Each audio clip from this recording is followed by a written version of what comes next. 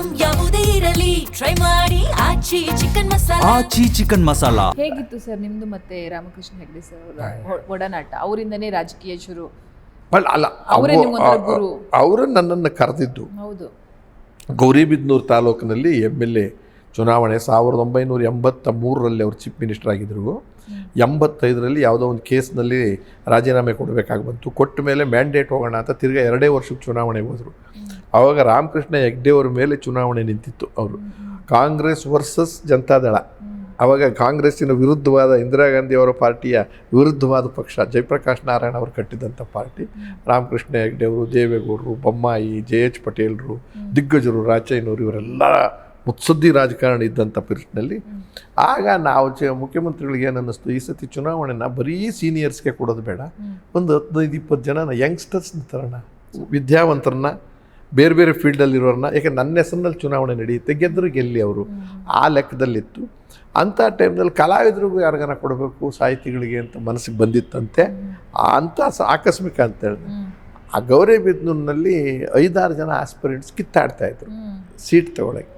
ಸೀತಾರಾಮ್, ನಮ್ಮ TN ಸೀತಾರಾಮ್, ಅವರು most popular ಇವರು ನಟ ಮತ್ತು ಡೈರೆಕ್ಟ್ರು. ಅವರು ಈ was first name aspirant. But by bad luck ಏನೋ ಅವ್ರು ಬ್ರಾಹ್ಮಣ.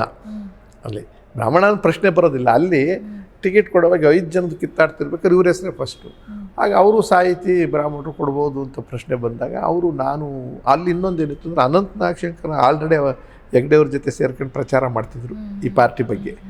ಅವ್ರಿಗೆ ಯಾರಿಗಾನ ಕೊಡೋದು ಅಂತ ಏನೋ ಬಂದಾಗ ನಾನು ಚೀಫ್ ಮಿನಿಸ್ಟರ್ ಬ್ರಾಹ್ಮಣ, ಇನ್ನೊಬ್ಬರು ಬ್ರಾಹ್ಮಣರಿಗೆ ಕೊಡೋದು ಚೆನ್ನಾಗಿರೋದಿಲ್ಲ, ತಪ್ಪಾಗುತ್ತೆ ಅಂದಾಗ ಅಲ್ಲಿ ಸೀತಾರಾಮದು ಅದೇ ಪ್ರಶ್ನೆ ಬಂತಲ್ಲ, ಬ್ರಾಹ್ಮಣ ಪ್ರಶ್ನೆ ಇರ್ಬೋದು.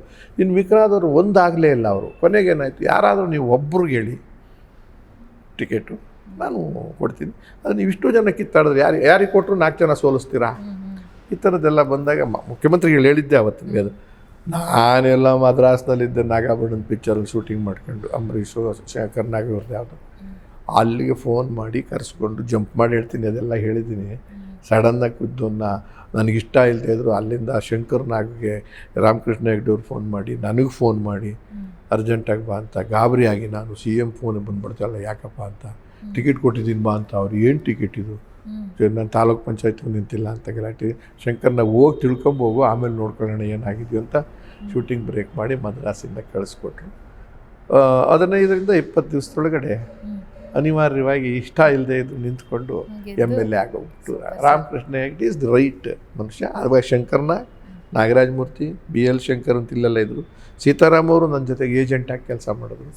ಮತ್ತು ದೊಡ್ಡ ಕತೆ ಫೋನ್ ಮಾಡಿ ರಾಮಕೃಷ್ಣ ಹೆಗ್ಡೆ ಅವರು ಗಾಬರಿಯಾಗಿ ನಾನು ಬರೋದಿಲ್ಲ, ತಿರುಗಿ ಇಲ್ಲಿಗೆ ಕರೆಸ್ಕೊಂಡು ರಾಜಿ ಮಾಡಿಸಿ ಕೆಲಸಕ್ಕೆ ರಾಜೀನಾಮೆನೂ ಕೊಟ್ಟಾಯಿತು, ಎಲ್ಲ ಆಯಿತು. ಹಾಗೆ